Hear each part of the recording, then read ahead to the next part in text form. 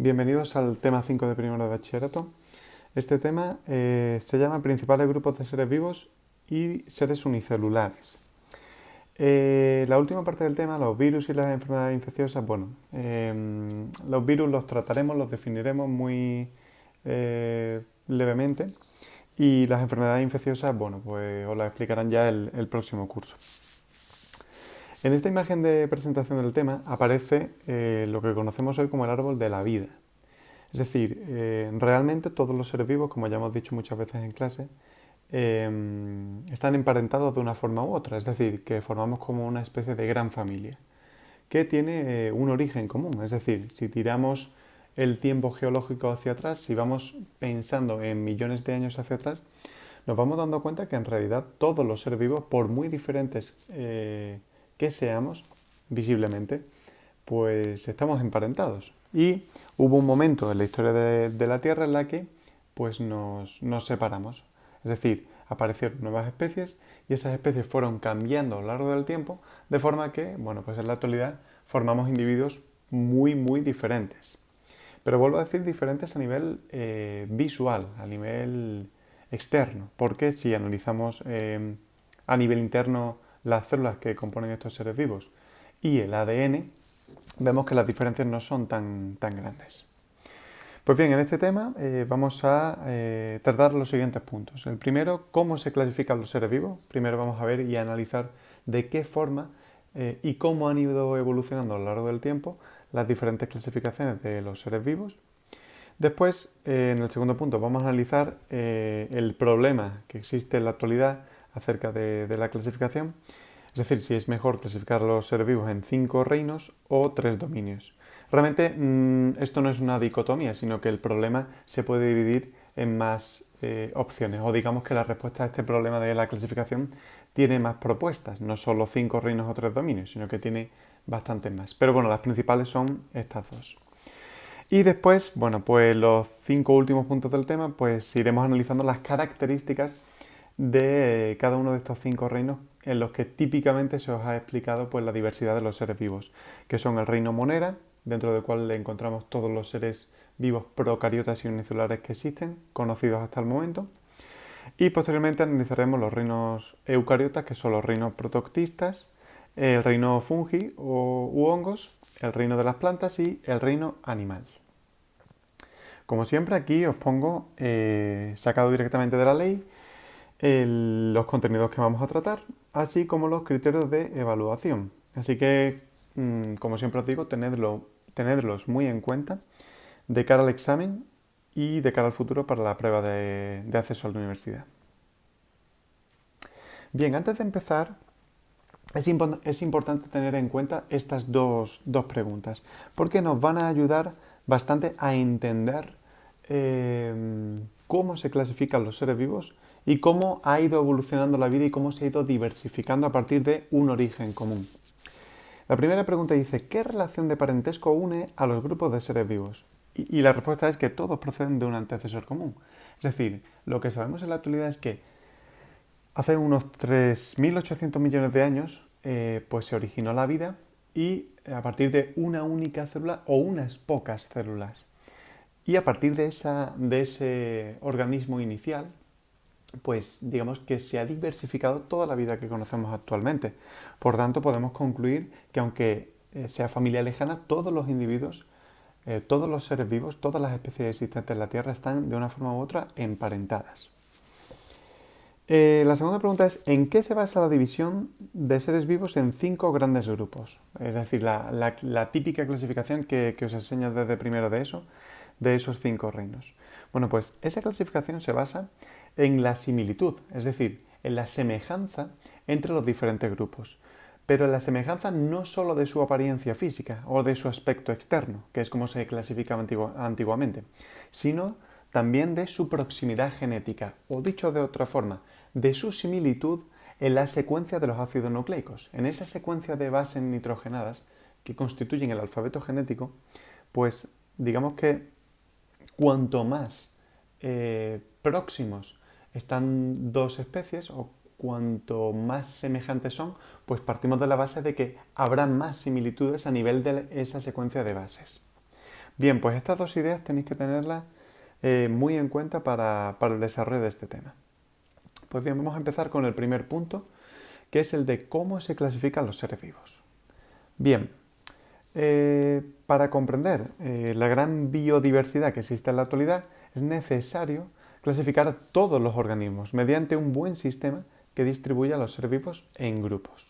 En grupos, bueno, que pueden tener diferente tamaño. Entonces, de la organización de todo el conocimiento sobre la diversidad de los seres vivos se encarga la sistemática. Es decir, la sistemática es la rama de la biología que se encarga de organizar y clasificar a todos los seres vivos. Y para ello, la sistemática se usa de una herramienta auxiliar que se conoce como taxonomía. Y la taxonomía se define como la ciencia cuyo objetivo es agrupar a los seres vivos en grupos de amplitud creciente y jerárquica, denominados taxones, en función de sus relaciones de parentesco.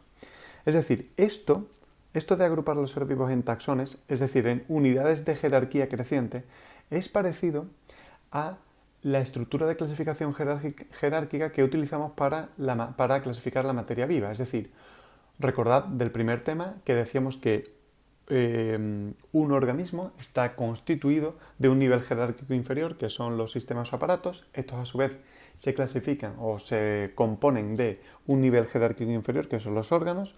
Los órganos a su vez se organizan en tejidos, los tejidos en células, las células en orgánulos, orgánulos en moléculas y las moléculas en átomos.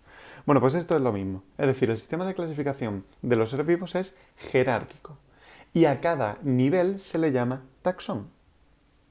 Bien, hay que tener en cuenta que de la misma forma que la materia viva, la unidad básica de la vida la definimos como la célula. En este caso, el taxón más básico, el taxón inicial, a partir del cual vamos a ir creciendo hacia arriba, es la especie.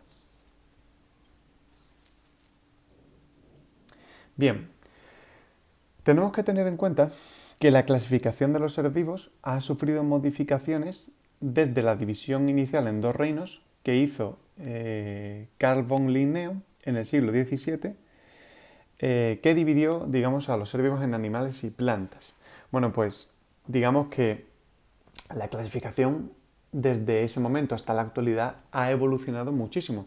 Básicamente porque cada vez conocemos más especies y la forma de clasificar es mucho más exacta porque nos basamos no solo en la similitud morfológica, sino también, bueno, pues en las similitudes a nivel genético. Bien, tenemos que tener en cuenta que antes del Linneo, pues las clasificaciones eran prácticamente eso, divisiones entre animales y plantas. Es decir, solo los seres vivos los podíamos encajar dentro de esos dos grupos. Bien, hay que tener en cuenta que Linneo, Linneo y toda la gente de su época, pues tenían una corriente que se conocía como fijista. Es decir, eran fijistas, pensaban o creían en el fijismo. Y el fijismo se basa en la idea de que las especies en la Tierra fueron creadas por una fuerza superior, por un dios, y eran inmutables, es decir, que no cambiaban a lo largo del tiempo. Claro, Carl von Linneo fue o vivió antes de las ideas de Darwin, por tanto, pues pensaba que las especies desde que se originan hasta que se extinguen, pues no cambian a lo largo del tiempo. Por esa razón, su sistema de clasificación solo se basaba en similitudes morfológicas, porque, claro, él pensaba, si las especies no cambian, puedo clasificarlas según la forma que tienen, porque nunca van a cambiar. Pero claro, con la idea de la evolución nos hemos ido dando cuenta que clasificar en base a las semejanzas morfológicas supone un problema, y es que si las especies cambian a lo largo del tiempo, pues los criterios de clasificación se pueden perder conforme vayan pasando los millones de años. Bien, sin embargo, el trabajo de Linneo tiene un gran valor porque creó un sistema jerárquico de clasificación en el que los diferentes niveles, es decir, los diferentes grupos taxonómicos, se van subdividiendo en otros cada vez más pequeños. Algunos de los taxones usados por Linneo se siguen utilizando en la actualidad, de hecho la mayoría se siguen usando. Sin embargo, la taxonomía actual ya no agrupa a los seres vivos según sus similitudes morfológicas, es decir, según su aspecto externo, sino que clasifica a los seres vivos según varios criterios, como son las características anatómicas, es decir, qué forma tienen, no solo externa, sino también interna, características bioquímicas, es decir, a nivel molecular, de proteínas, de ácidos nucleicos, etc. Y también, y principalmente, características genéticas, es decir, lo que acabamos de hablar de las similitudes en la secuencia de los nucleótidos del ADN. Entonces, en base a esto y continuando con la clasificación del Linneo, en la actualidad los principales taxones pues son los siguientes en orden decreciente. El mayor, el taxón de más rango o el que agrupa un mayor número de especies, pues se conoce como dominio, ¿vale? Dominio, bueno, pues podría ser el dominio eucariota o el dominio procariota. Después está el reino, que os puede sonar más porque digamos que son los típicos o los clásicos 5 grupos en los que se dividen a los seres vivos, que son estos que vamos a ver en este tema, el monera, el protoctista, el fungi, plantas y animales. Por debajo de ello tenemos el filo o división, después tenemos la clase, el orden, la familia, el género y por último la especie. Bien, vamos a definir ahora la unidad de taxonomía básica que es la especie. Una especie se puede definir como un conjunto de individuos que pueden reproducirse entre sí, produciendo a su vez una descendencia, unos hijos, que son fértiles, es decir, que pueden reproducirse a su vez y generar más descendientes fértiles. Pero que, sin embargo, no pueden hacerlo con individuos de otras poblaciones de especies, aunque sean similares. Es decir, una especie, por ejemplo, sería pues el tigre. Los tigres se pueden reproducir entre ellos produciendo descendencia fértil. Pero, por ejemplo, no se pueden reproducir teniendo descendencia fértil con otras especies próximas al tigre, como pueden ser la pantera o el gato doméstico o incluso el león. Es verdad que hay casos en los que si las especies no se separaron, o se separaron, mejor dicho, hace poco tiempo, la evolución, pues la reproducción puede llegar a darse, pero la descendencia que se obtiene no es fértil. Es decir, se han podido llegar a cruzar, por ejemplo, en casos raros, tigres con leones, pero y llegan a tener descendientes. Lo que pasa es que estos descendientes no son fértiles, por eso el tigre y el león son ya especies diferentes. Evidentemente, cuanto más tiempo pasa en la evolución desde que se separaron dos especies, la reproducción ya casi que se hace imposible, porque pensad que es inviable que un tigre se reproduzca con un boquerón, por ejemplo, o con una mosca. Pues bien, una vez que hemos definido especie y tenemos este concepto claro, vamos a ver cómo se nombra una especie en la taxonomía. Linneo ideó una forma de denominar a las especies que se conoce como nomenclatura binomial. Nomenclatura binomial. Para explicar esto vamos a apoyarnos en esta imagen. Mirad, la idea esta de nomenclatura binomial es que cada ser vivo se nombra con dos nombres. El primero se refiere al taxón del género, ¿vale? Es decir, justo el taxón que queda por encima de especie, que es el género. Y el segundo, el segundo nombre que tiene es el del taxón especie. O sea, que lo que hacemos es llamar a una especie con un nombre y un apellido único que no se va a repetir para ninguna otra especie. De forma que ese nombre es único, es como nuestro nombre y apellidos. Esto es lo que se conoce actualmente como nombre científico de una especie. Y siempre este nombre va en latín o en griego. Es importante tener en cuenta que el género, que es el primer nombre que se escribe de esta nomenclatura binomial, se escribe siempre con la primera letra en mayúscula y se sigue, o digamos que el segundo nombre que aparece es el de la especie y digamos que este nombre se escribe en minúscula, como veis en esta imagen, ¿vale? En el fondo veis, vemos esta especie, ¿vale? Que es un erizo de vientre blanco, típico de la península ibérica, y vemos que tiene un nombre en latín o griego que está compuesto por esta primera parte, que sería el género, Atelerix, y esta segunda parte, que sería la especie en concreto, Albiventris. ¿Vale? Entonces, podemos concluir que todos los erizos de este mismo género van a ser Atelerix, pero en vez de Albiventris, pues tendrán otros nombres. ¿Vale? Esto es importante tenerlo claro. De la misma forma, nosotros, el ser humano, pues somos la especie Homo sapiens. Homo es el género y sapiens es nuestra especie. Bien, vamos a pasar al segundo punto del tema, que son, o que vamos a tratar de responder a esta pregunta. ¿5 reinos o 3 dominios? ¿Qué es mejor para clasificar a los seres vivos? Bueno, pues para explicar este punto vamos a hacer un pequeño recorrido a lo largo de la historia.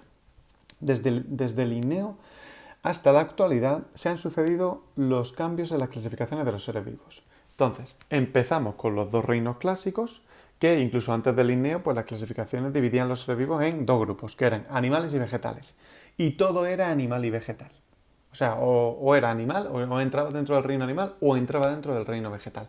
Entonces, en esa época, que por ejemplo ya se conocían los hongos, pues los hongos se clasificaban como plantas. ¿Por qué? Pues porque se parecían a ellas, porque eran inmóviles y parecía que echaban como raíces. Bien, ¿qué cambió esto? Bueno, pues principalmente el desarrollo de un instrumento óptico súper importante que es el microscopio, que hizo que se descubriesen especies muy pequeñas que no encajaban ni en el reino animal ni en el reino vegetal. Entonces, conforme avanzó el tiempo, aparece un nuevo reino. En 1866, el científico Ernst Haeckel propone un nuevo reino, que llama protista, para separar a todos esos organismos muy simples que se observan bajo el microscopio de las plantas y los animales. En este reino, en el reino protista, pues entraba todo lo que no era animal y planta, es decir, era una especie de cajón desastre donde íbamos metiendo pues lo que no encajaban en los 2 reinos clásicos. Entonces, claro, pues el reino protista pues tenía pues individuos tan diferentes como por ejemplo las bacterias, que son procariotas, y seres eucariotas unicelulares como por ejemplo los protozoos. Haeckel propuso además por primera vez el término monera para referirse a las bacterias. Si avanzamos un poquito más en la historia, llegamos al siguiente punto, en el que los procariotas se separan. Y para ello hay que llegar a 1925, en el que Chatton separa a los seres vivos según su estructura celular que observa en el microscopio y divide a todos los seres vivos en procariotas y eucariotas. Por tanto, basándose en este criterio de Chatton, Copland en 1956 incluye un nuevo reino, que es el reino de los moneras. Y de esta forma separa a los procariotas del resto de los protistas. Para aclarar esto un poco, vamos a analizar esta imagen. Hemos dicho que hasta Linneo pues teníamos solo 2 grupos, vegetales y animales. Con Haeckel se introduce un nuevo reino que es el protista, pero es un cajón desastre.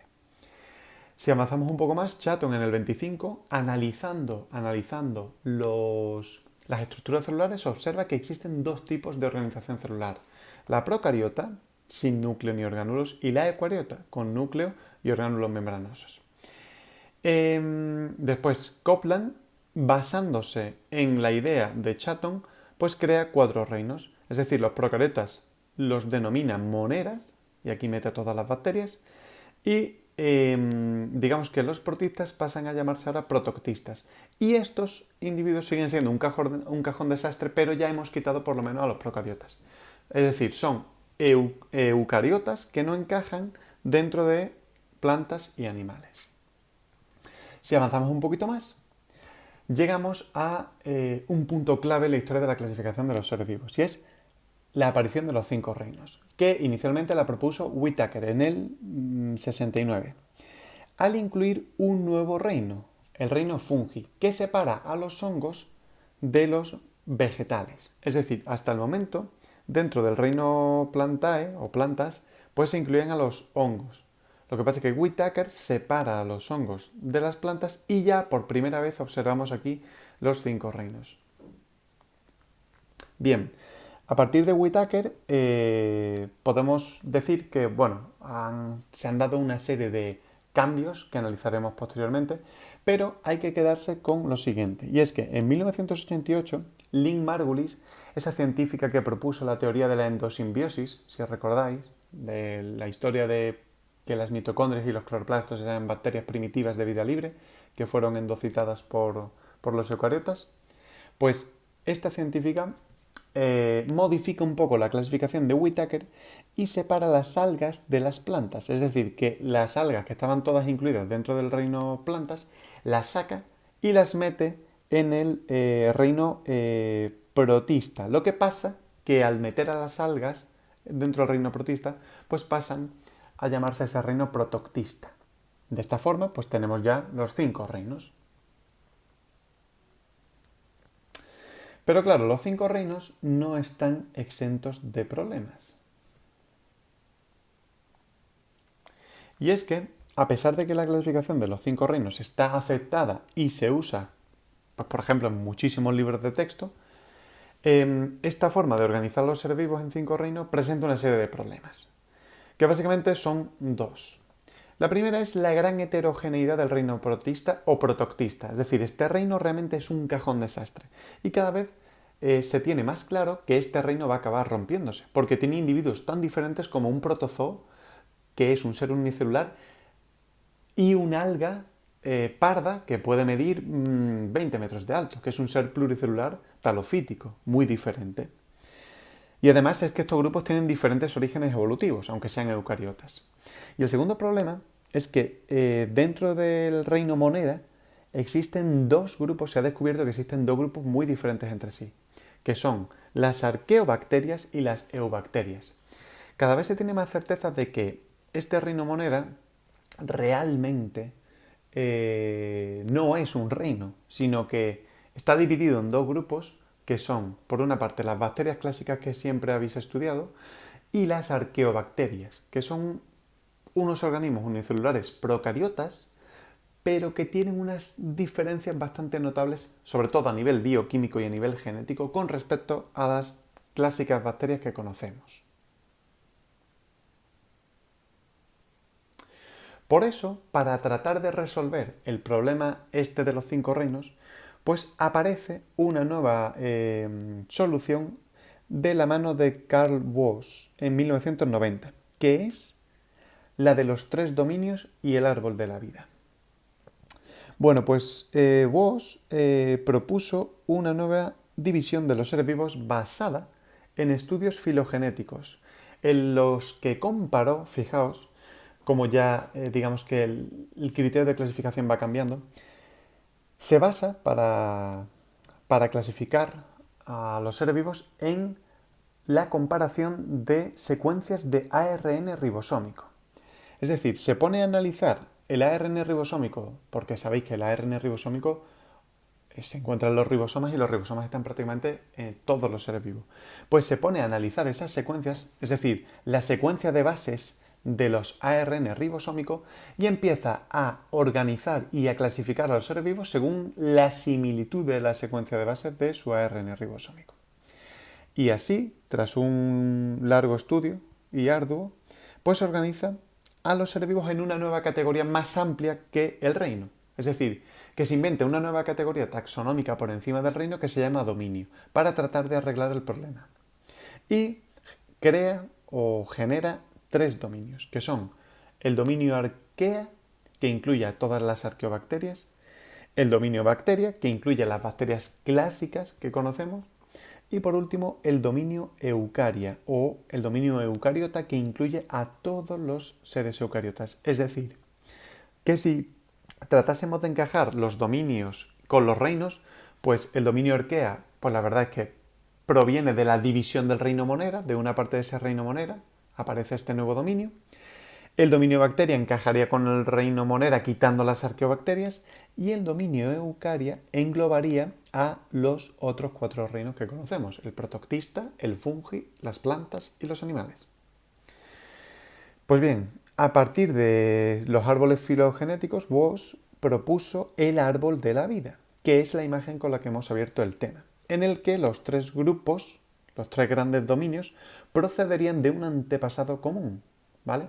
Y de ahí surge este árbol, ¿vale? Que es el que os he presentado en la primera diapositiva, en el cual tenemos tres grandes dominios de la vida, pero todos, si os fijáis, provienen de un origen común, de esa hipotética primera célula que apareció hace 3.800 millones de años y que gracias a la evolución y al medio cambiante pues fue evolucionando y dando lugar a nuevas especies. Fijaos que aquí estaría el dominio bacteria con las bacterias unicelulares y procariotas. Aquí quedarían el dominio arquea, que son todas procariotas también y unicelulares, y aquí ya el eucariota. La verdad es que este árbol nos cambia un poco el concepto que siempre hemos tenido de poner al ser humano en el centro de todo. Nosotros, en este árbol, quedaremos en una rama dentro del dominio eucaria, dentro de los animales, pues estaremos dentro de los vertebrados, mamíferos, etc. Pero que realmente la idea que nos transmite este árbol filogenético de los tres dominios es que realmente el mundo es eminentemente procariota y que hay muchas más, hay muchas más especies de bacterias y de arqueas que de eucariotas. Eso por una parte.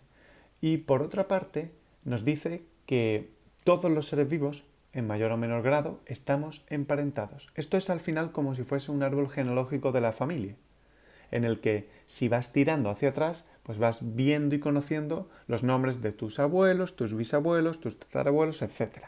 Lo que ocurre es que aquí la unidad de tiempo no son los años, sino el millón de años.